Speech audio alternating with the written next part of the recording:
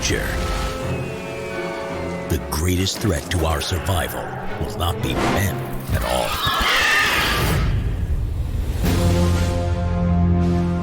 Now the youth of tomorrow must face an enemy more devastating than any ever imagined. Go, go, go! Move!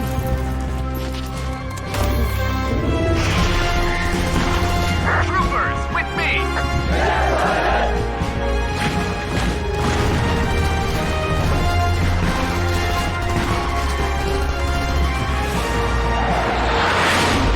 Slytherin takes you to the front lines of the next frontier.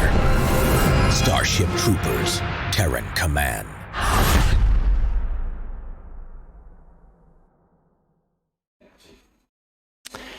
And here we are. This was exactly where we left it just over a year ago. This is where we announced Starship Troopers for the first time, and we were overwhelmed by the reaction, by how you guys out there reacted to the announcement itself. We are now a year later, and a lot of things have happened in the meantime, of course, both worldwide in the development of the game. But before we get there, let me first thank all the Starship Troopers fans. We know this channel, this Twitch channel, is mostly, dedicated to war games and to deep strategy games. So we are now broadcasting on the Facebook page, on the Starship Troopers official Facebook page. And I want to thank you and welcome you to the Slytherin channel. This is the second of a series of 4 showcases we are running. The first one we did last week was Distant Worlds 2. Today is Starship Troopers. We have a good hour to discuss Starship Troopers. I will have very shortly David Sherrock, executive producer of the game, connected with me from the UK. And then next week we have the new game being announced from the creators of Battlestar Galactica Deadlock, Black Lab Games, and in 2 weeks' time we'll have a bit more of a hardcore war game announcement with 2 new games being announced.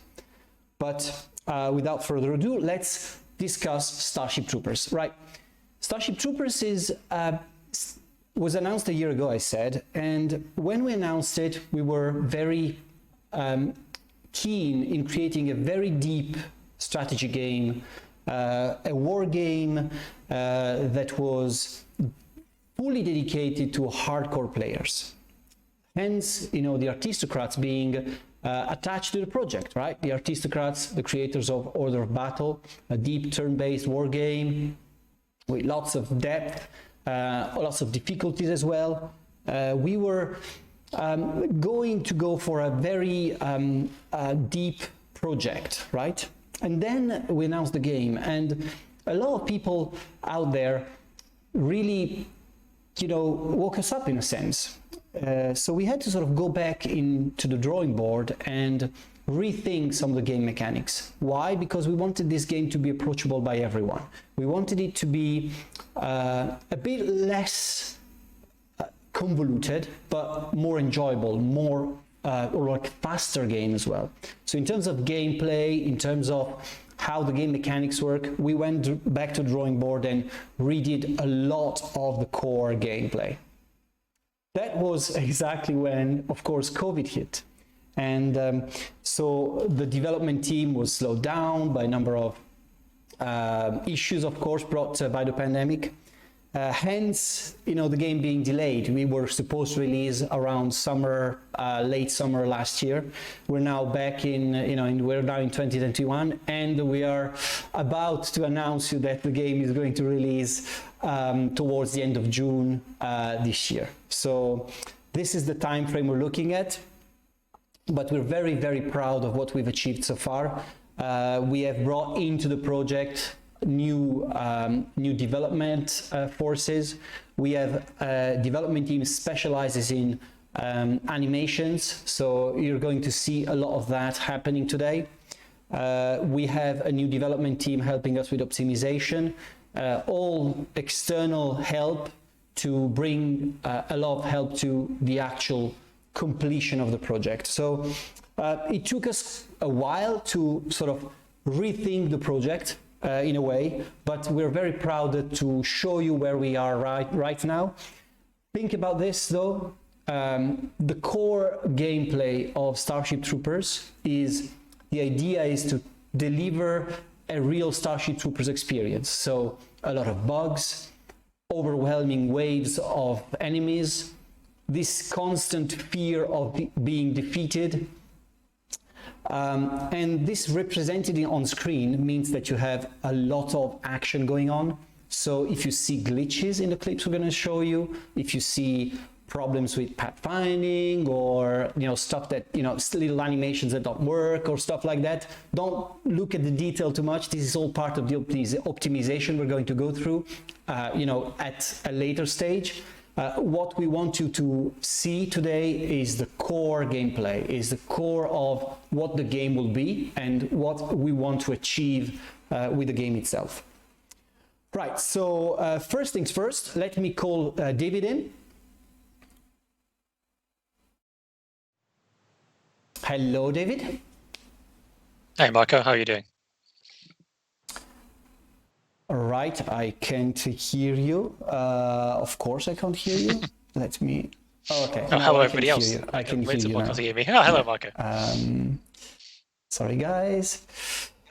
All right, so David, executive producer of the project. What we're going to see today? So what we're going to show you today, Marco, is four gameplay clips. The first of which you've already released earlier today. These are snippets from levels from the game played by our kind of lead designer at a medium difficulty level. So he does quite well. We expect many of our users when they're playing this game might do less well, but we're adding difficulty levels so that, as you say, everybody can get in there, have fun, kill some bugs. And if they want to, they can get killed by bugs. That's their choice. Right. One of the things, we're also going to look at the storyline, right? How that fits within the overall story of the Starship Troopers franchise. Yes. So we have a new storyline. We're kind of based time-wise. Starship Troopers timeline is a bit wibbly-wobbly, but we're kind of around Roku-san before and after Roku-san at sort of okay. 3. But yes, trying to pin down the film timeline is a fun exercise. Right. Okay. Well, first things first, David. Let's jump right into the first clip, which is the bridge one. If I'm not mistaken. So. Let's start from that. What we'll see is that we'll give a look at the full clip with a bit of sound as well. Then we'll go back and rewatch it and stopping into specific parts of the clip to show you specific strategic situations.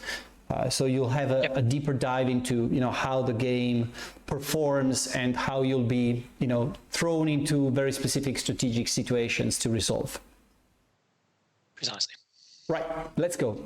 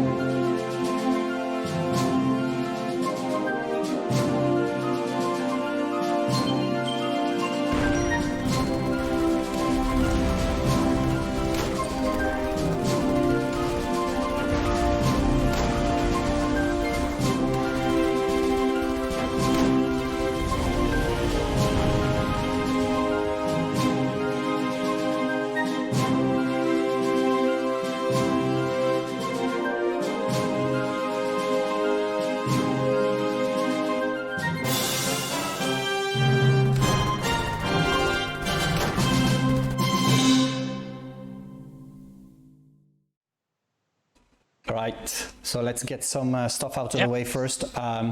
Sound balance. I've seen a lot of comments about the music. The music is has been put on the clip afterwards. It's not in the game. This is just a clip that's just to replicate a FedNet news item. So don't worry about that. How hard the game is, I've seen a couple of questions about it. As David said, the guy is very, very good at it. The game is really hard, but we're going to put some easy mode on, so don't worry about that. So that's to get some stuff out of the way. David, what do you want to say about this clip? Yes. So first of all, as I think people in the comment chat have been saying, this is kind of an ideal situation for Federation troopers against the Arachnid menace. There's a nice crossfire, there's a nice choke point. There's pretty much everything you might want. So a couple of things to notice. This you've got rifle troopers, you got engineers with flamethrowers, and your snipers here who go up onto the high ground to get extra visibility, and they've got super long range to help suppress the enemy.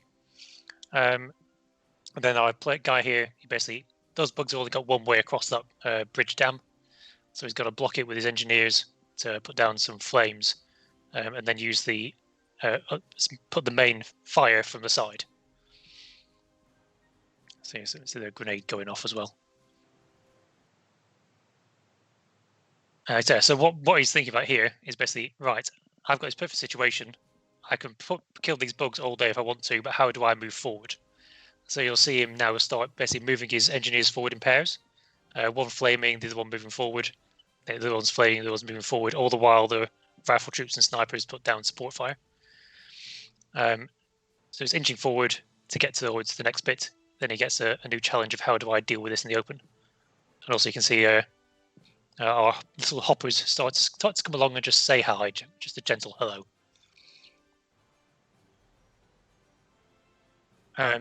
This is one of the good reasons to bring along your infantry with your Marita Mark 1s, because they are very good at taking hoppers out of the air and bringing them crashing down to earth. You also notice the MX-90 grenades kicking off as well, to take out any bug concentrations down. Yeah, stop one second maybe here. A couple of comments here on the animations. Again, I want to reinforce the fact that we are looking at the beta. So stuff like the gore, the animations, the death animations, all that kind of stuff is being worked on, and this is not final. We are kind of used, for whoever's following us, they know, but we've got a lot of new people in the chat. We're used to show stuff, and we're not we're not the kind of company that just does like CGI, very cool CGI stuff. We want to show gameplay, we want to show stuff. So what we wanted to show today is really the strategic situations you've been encountering, the units and all stuff that you're going to go through within the game. All stuff like animations, flocking stuff, and all that kind of stuff will be worked on as we speak. And this is really the aesthetic type of stuff that is going to be worked on later on as well. So yeah, sorry, David. Yep, that's all right. That's good. Thanks for clarifying. So yeah, these guys have worked their way across. Some bugs coming in. They're kind of sat there idling for a bit. That's one of the bits that will be a bit more flavorful in the final game. But you can see basically now using both these engineers in tandem to lock down two vectors of attack. His guys are getting a little visit from the hoppers in the background, but he seems to be doing quite well. So this kind of basically, he's achieved his first objective now. He's got himself across the bridge. He's dealt with that first horde. And now he basically needs to go and deal with that hive where all those bugs are coming from. So he's going to get himself a secure platform, watch his fields of fire. So people have been asking, is there friendly fire? There is friendly fire for explosives. So if someone starts lobbing grenades, your friends aren't going to thank you for it. For the infantry, but you don't see it that much in this one because the guy's quite good at playing the game, is that you can't start shooting through your friends. So if you line some infantry up in a choke point and put some guys behind you, they're not going to be able to shoot people because you can't shoot through your mates. And here you go, as people point out, this is where to get rid of this bug hive, the only way to get rid of bug hive is to get in there and get messy. So he's sending his rifle troopers in there to clear it out while he covers the back with his mates. It is possible to zoom in. We're playing on pretty much the furthest you'll see to zoom out, because again, as Marco said, we're trying to give you an idea of the strategic and tactical situations. So the numbers on each unit. Okay, so on the top you'll see, as people spotted, experience and veterancy. So as units kill bugs, they gain veterancy, which unlocks more abilities. And the numbers underneath them are it's kind of a helpful guide for us at the moment. It's basically their height. It's the height that they're standing on. So these guys have got 4 standing on 4 tiles above the ground. So you get a bit of an insight into development practice there. Yeah. Are there different weapon type, David? Yeah. So each squad comes with different weapons. So your basic rifle infantry is armed with your Marita Mark 1, your MX-90 frag grenades, but they also come with the underslung shotgun. They can also run around with high-X versions of those grenades as well. Whereas your snipers carry from the first movie, if you remember, the sniper gun with a great big zoom rifle the guy used to take down the guy who's been nicked by a hopper. They use that, which has the sniper zoom you saw there, but also kind of a semi-automatic mode as well. Right, so this was the first little clip we wanted to show you. We're now going to watch a second one. And this is more of a completely different situation. Yes. What we show you is 4 different situations within the game. And then we can talk about, all the different overarching concept behind every single scenario, what is an attack scenario, what is a defense scenario. We're trying to answer some of these questions. So let's look at this second video, and please don't listen to the music if you don't if you think it's too loud.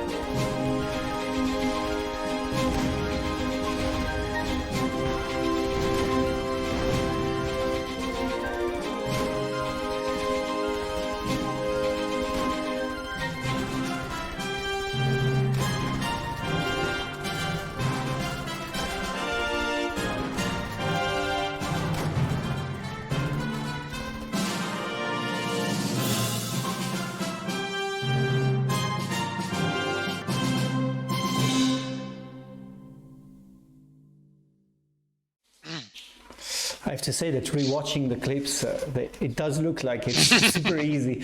I think I've played this mission about 55,000 times and never managed to get to that point. So I think we're delivering the wrong message here, David. Doing the clips. Yes. A lot of questions. Did you take some notes, David, to answer some of them as well? I took a few, yes. Very good, very good. Yes. All right, so what did we just saw? So what we saw was basically a mission at night, as people spotted. It's basically kind of halfway through this mission, where basically you need to capture the radio base and factory inside there. Radio base is a really important part of the game. Qualash's atmosphere isn't great. Lots of canyons, struggle to get in contact with the fleet. So you need your radio bases to get reinforcements and call new troops down. So that's what he's coming here to do. He's basically here to secure the area, get that radio base online, and clear out the bugs. The base you sort of see halfway through as someone captures it. You also see at the end the dropships come down that are summoned as reinforcements. So this one, you've got a couple of different units this time. You got the engineers here again, which he does well with here, less well with later on. Some basic riflemen, Marine Mark 1 guys helping out, and the sniper again up on the elevated platform. As we saw in the last level, this is kind of your meat and drink. If you put down your covering fire, get in there, pushing back. And also coming in the background there, you got 2 squads of heavier infantry who are armed with the more advanced Maritas, which is good because you've got to be worried for things like plasma bug, grenadier fire like this, that make sure you're paying attention to what you're doing with your troops. If those engineers keep walking forward, they're toast. But our player is a bit better than that. He bugs them out of there so he doesn't catch a plasma to the face. So you roll on. I think you'll find there we go. If he kept walking there, he was roller toast. So at the same time, these bugs get involved. There's not too many of them. It's still quite a narrow thing. It's hard for large warrior bugs to get a good space to bite you in the face when it's quite a narrow zone, but he still lost a good half of his squad there. So we move on. The guys take control of the spotlight here. As people notice, this is nighttime gameplay, so line of sight is very limited. But use of a spotlight, it can extend your line of sight very nicely, and you can see those bugs waiting for them over there. Get a good early sighting on them. So they again set up nice overlapping fields of fire. Don't try and fire through your friends. Try to fire around them. It's the best way to go. And there you go. Very nicely. So yeah, walk up there. That's the little radius there. See, there is a radio base radius. It gets captured, and you get sight around it. And later on, you'll see some new guys come in. Except rally points and quick retreats. Your quick retreats are generally to those bases. So if you try and do a quick bug out, you'll basically run back to your nearest captured base, or your nearest commanding officer who can stop you running too far. So you see here they're doing okay. They've suppressed the bug. They're nearly to the finish. They've nearly closed it down. He's doing quite well. But he makes the mistake of maybe looking a bit too deeply into the dark. And here come more of them. So here, classic situation. There's lots of bugs incoming. They've got a big open door. They're coming in to eat you in the face. So he's now got to do a very quick, strategic choice of he's got to do the classic thing, get his engineers up front, then try desperately to get his rifle troopers around the sides, set up a kill zone, set these bugs down. The engineers do a good job at the beginning, but shall we say they die as noble citizens very shortly. Because a lot of people start coming in, and they do well for a brief moment, but then less well. But some good use of grenades there to hit people back. And you clear it through and secure the area, and reinforcements come down. And that hopper gets downed. And there we go. He's lost a few guys, but the base is secure, objective achieved. Yep, there's a lot of questions, so towards the end of the stream, we'll answer some of these questions. We'll open a Q&A session, and hopefully some of these extra questions will be answered too as well, so save them as well for later, and make sure that you join us for the last bit of the stream as well. Right, so next clip, this is the one that we've showed already with the trailer and some more voiceover as well in some of the news today. It's the canyon, and so let's play that for now and go back to that to have a quick look at the strategic decisions there.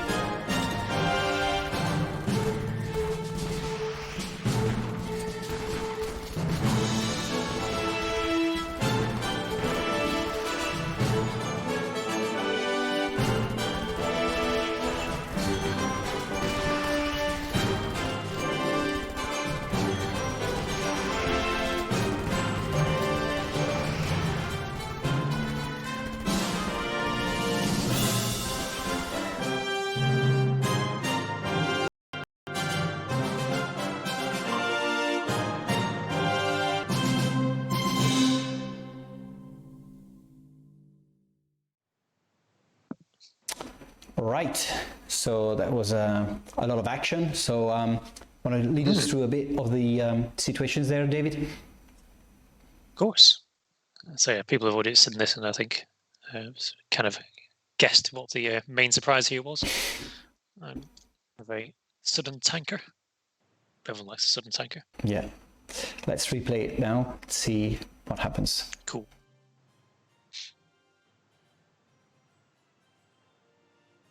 Can individual units in a model die separately? Sorry, what was that? Individual units die, or is it just your squad? No, yeah, if your squad is attrited down as you start taking damage, and we'll go into that a bit later. So yeah, first of all here, it's basically you're on a patrol. You have to secure some territory further on in the map. This one, you got new troops on the background there, or you got two sets of 2 Rocketeers and a radio operator there who's just helped call down those new infantry in the background. But oh dear, we've got a problem. Rather overcommitted here, thinking just going to shoot some simple little chariot bugs. Better get out of the way before that tanker makes meal out of us. So the guy who's got to fall back, set up a defensive line. The Rocketeers are going to focus on that tanker. Here they get very lucky. The acid just misses them. The acid spray finishes just short of those guys. These guys don't do quite as well. But interesting thing that's happened here is from the north there, you'll see a rather lot of warrior bugs coming down. And if that force had hit at the same time as having to do with that tanker, the guy would be in trouble. So what he's done is used one of the abilities of his rocket troops and put down a great big firewall there. So he's dropped a huge great set of napalm there to block the bugs at the back. But they're obviously now released and coming in. But with the tanker down, it's just one set of force to deal with. And yeah, the tanker does do quite a lot of damage. Everyone who got breathed on there died. That force had 12 men, I think, and has 5 now. So there's 7 guys. In a melty mess. So definitely. But yeah, and here you go. This is sent by the radio operator here. It basically, because I've said the Qualash has a dodgy atmosphere, you need radio bases to call down reinforcements, or a radio operator to punch through the interference and call down reinforcements in the field. David, any power armor? The power suit troopers do rock up. Yes, we don't show them here, but they do rock up in the game. Yep. Soundtrack, I can answer that one. We have a new soundtrack for the game, so there's new set of music. We're also looking at having some original music from the movie. This is not the music. Neither of those is the music you're hearing in the clips. The clips is just like marquee music for the clips. Yeah. Base building, David, how that works? How's that integrated? Yes. So as you can see, both games are very much about walking forward and shooting people. But it's very much a case of take your land and hold it. You're the mobile infantry. You're not there to dig in and hold everything. You're there to move out and keep moving and push the bugs back. But we do have base building parts of it. So in each bases, you'll have landing zones that you can call down dropships onto, and you can also, within those bases, build technology buildings that will unlock new troops and unlock abilities for those troops. And also, people. I saw someone asking about engineers. Yeah, there's an engineer unit who can, out in the field, build things like heavy machine gun turrets and landmines and all these kind of fun things to set up nasty zones for bugs to die in. Yeah, David, what level of gore are we expecting?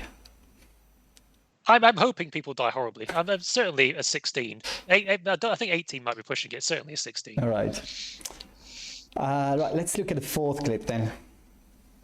That's the city clip. Yes, this is kind of the last of the ones we were showing.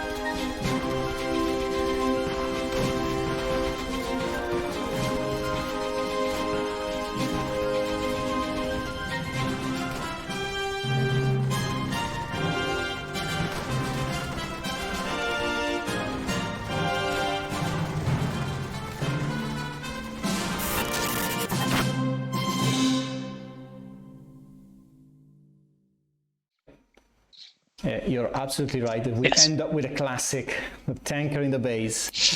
So they lose at this one. I'm sure some people survived. I'm sure somebody survived that. David, what did we just see, and anything like in particular you wanted to address here? Yeah, so there's a couple of interesting points in this one.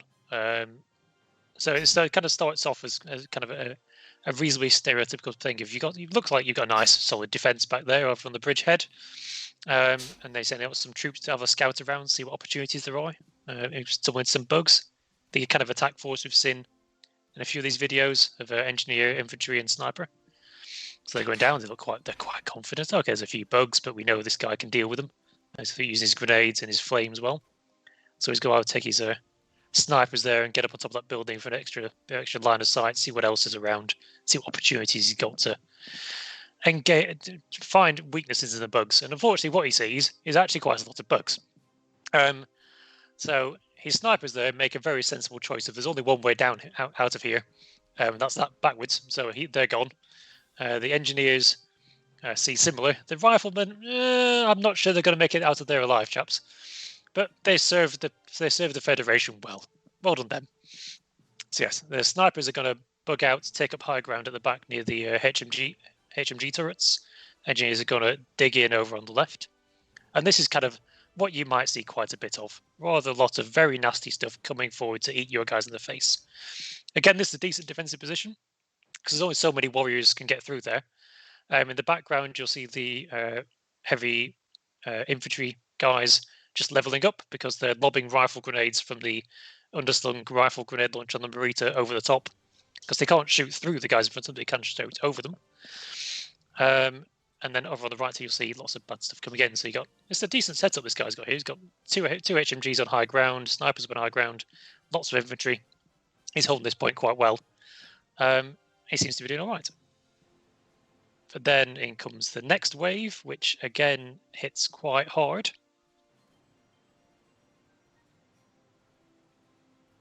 So yeah, doing fine. It's starting to go a bit less. That hopper's picks someone's head off of there, I think. The plasma bug starts doing a bit of disrupting. It's all going a bit nasty. Just missed. So he's falling back. He's falling back. It's a managed retreat. This is very orderly. This is very solid, managed play until the classic trick of how do those tanker bugs get there?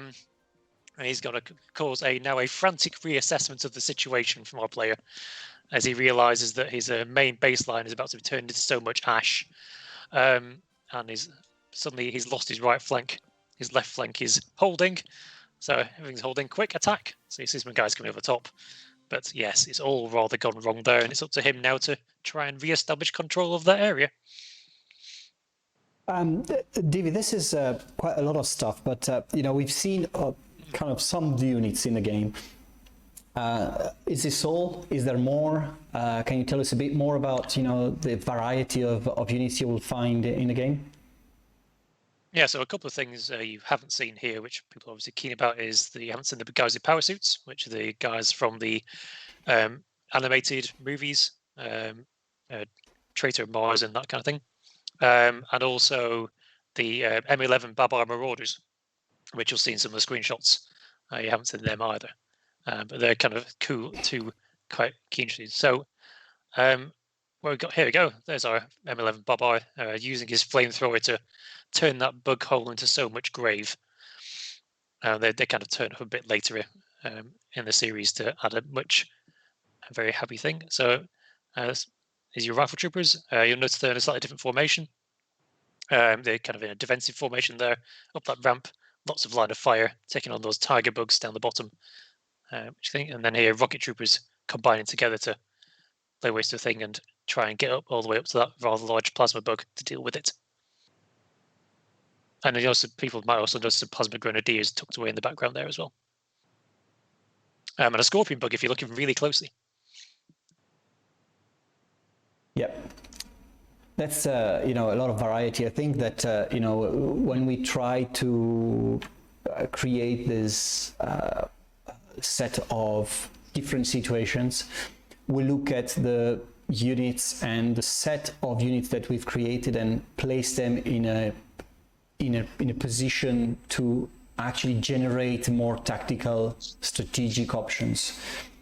And that's very much part of the scenario design of the missions, and this is taking quite a long time. Actually, I know we've got a full team dedicated to that. One of the things that we've just briefly touched on, and I'd like to sort of cover a bit more now, David, is the storyline. Where do we stand? What is the story, and what is the campaign looking like right now? So we find ourselves on the planet Kwalasha, which you may have heard from the stream announcements earlier today. Kwalasha is an outer rim planet. It's a mining planet. It was quite quiet. It was a place where the Federation didn't really care about. It's just where people sat around, dug rocks, got on with life. But now the second bug war is kind of ramping up, and the people in the Federation kind of like some of those minerals from those mines. Thank you very much. And it just also happens that there's now a bug infestation there as well. So now is the time for the MI to come in, suppress that infestation, and make sure that the vital supply line of minerals can make it out to the fleet, so we can build the new machines of war.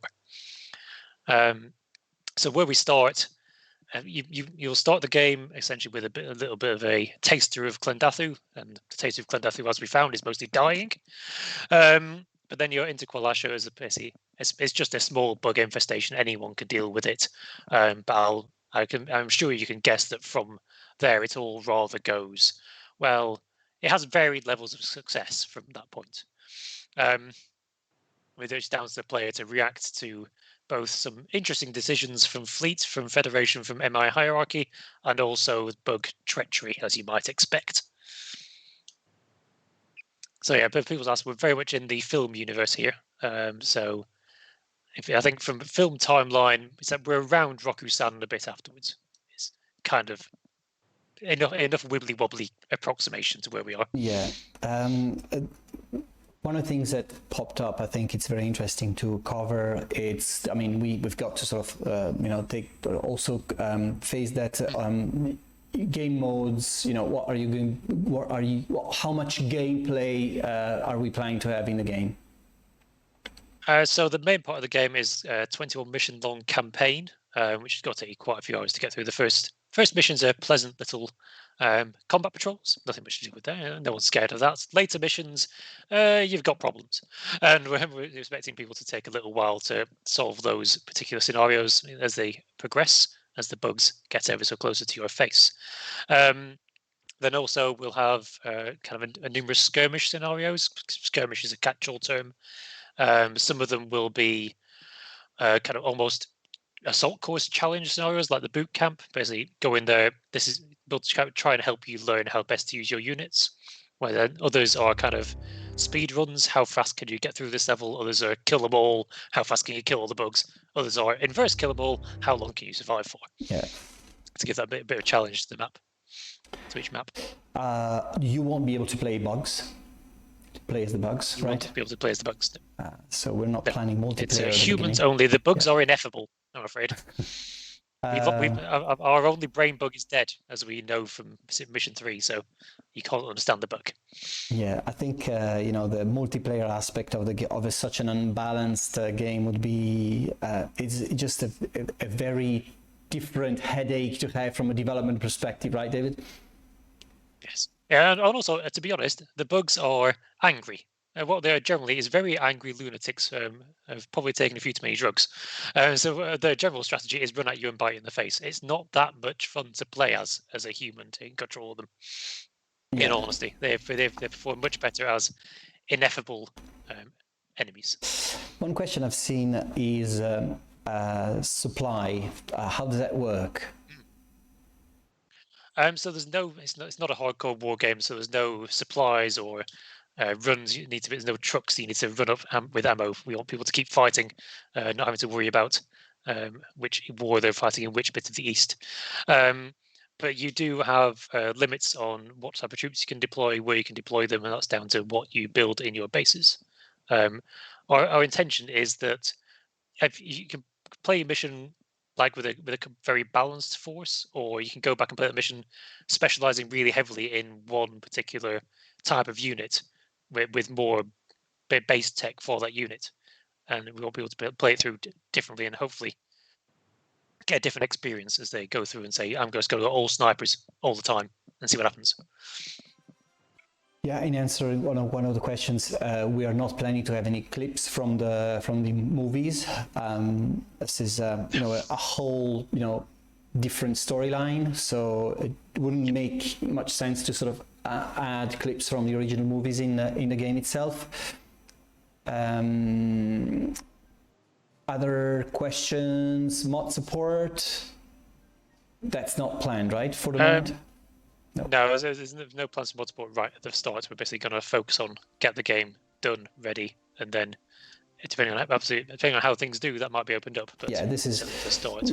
anything that we don't say is going to be in the main game at release. It doesn't mean that we won't add it later. I mean, if you know how Slytherin works and does, strategy games, we tend to sort of add a lot of content after release as well. So it's going to, some of the stuff you ask for is going to happen at some point.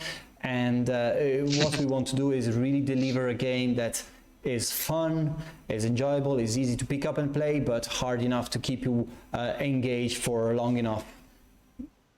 Yes.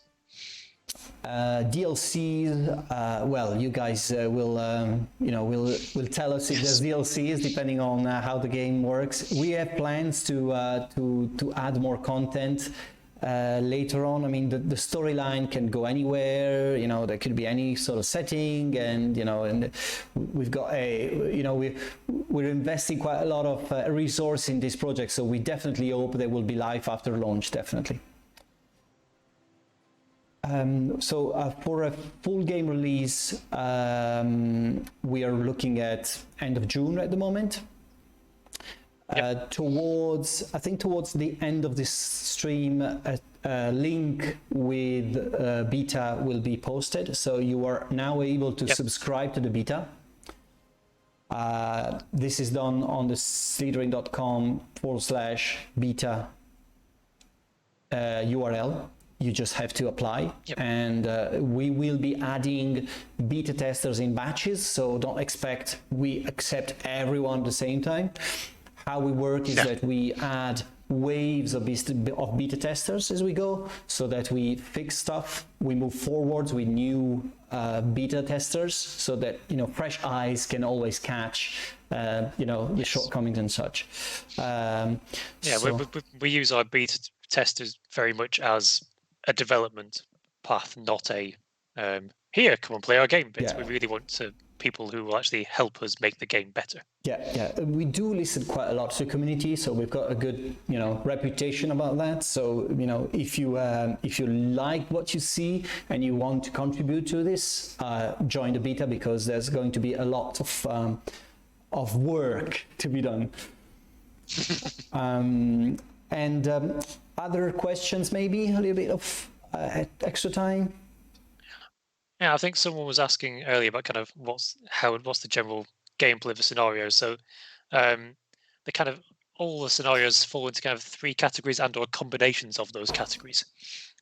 So you have the classic attack one, where you've got a base, so you're having to push forward, kick some bugs out or recapture a place.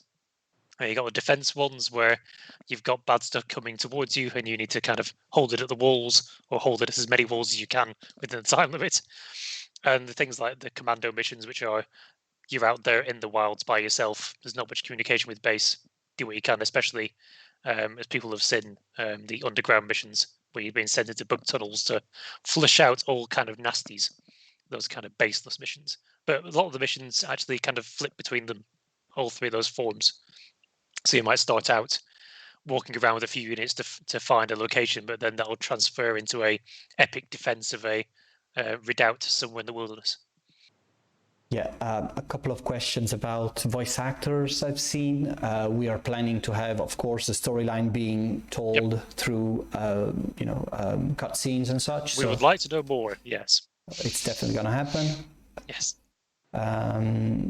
Only English. Well, in terms of localization, we're still, on the fence. We are not. We know that a number of languages are coming. We don't know which ones yet. And it's vastly based on the number of players in the single countries. But if you look at our most recent releases, you kind of figure out what languages we translate the games in usually. One thing I do want to go into is some people asking about cover and things like that. So the cover mechanic isn't kind of like you're in soft, you're in hard. It's either you're either behind stuff or you're not, because almost all the bullets do have scans, projectile scans. So if someone fires a bullet, there's a reasonable chance it's not just like this. You fire a bullet, roll a dice, it hits or not. So each trooper has a kind of accuracy of I'm firing into that space. And if you're a big target, there's a good chance I'm going to hit you. If you're a tiny target, there's a good chance I'm going to miss. And if you're behind a wall, there's a reasonable chance I'm going to hit that wall instead. So it's kind of live, dynamic way of doing it rather than the statistical way of doing it.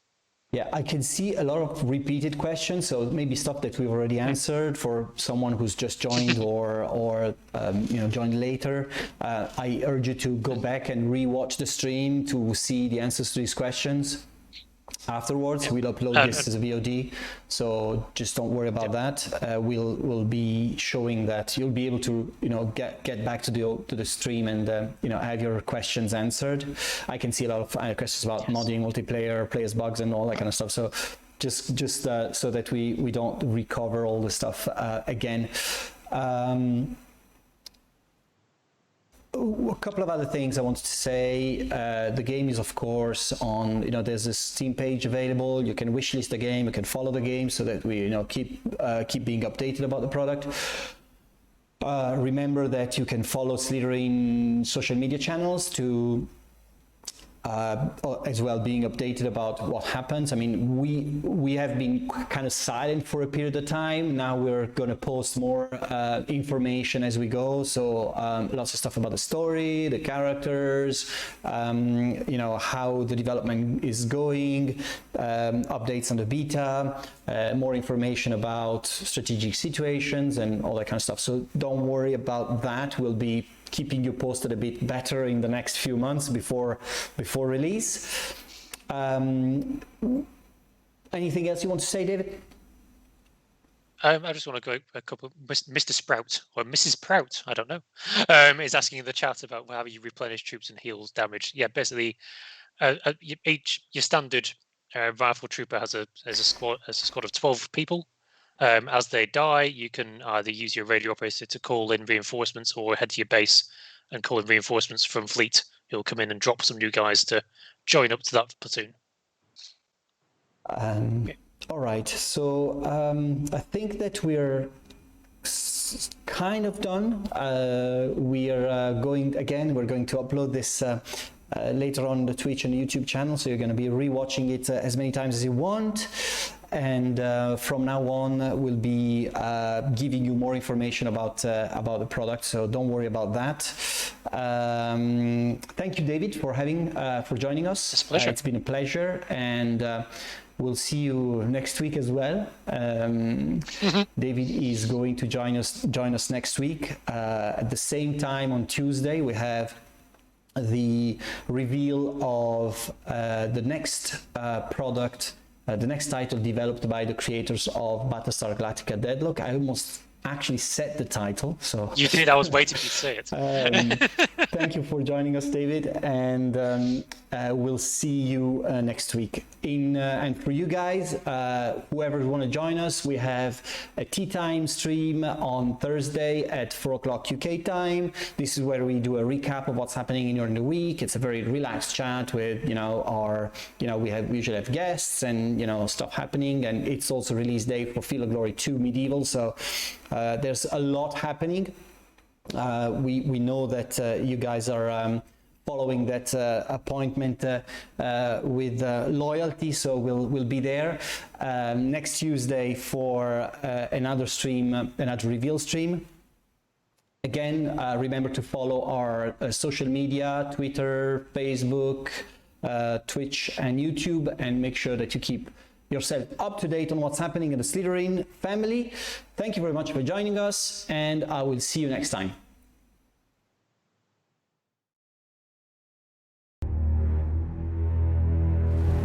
In every age, there is a cause worth fighting for. But in the future, the greatest threat to our survival will not be men at all.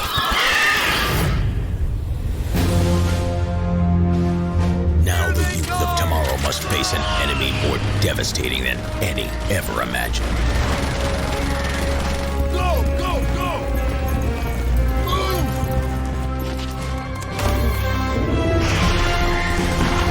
Troopers, with me!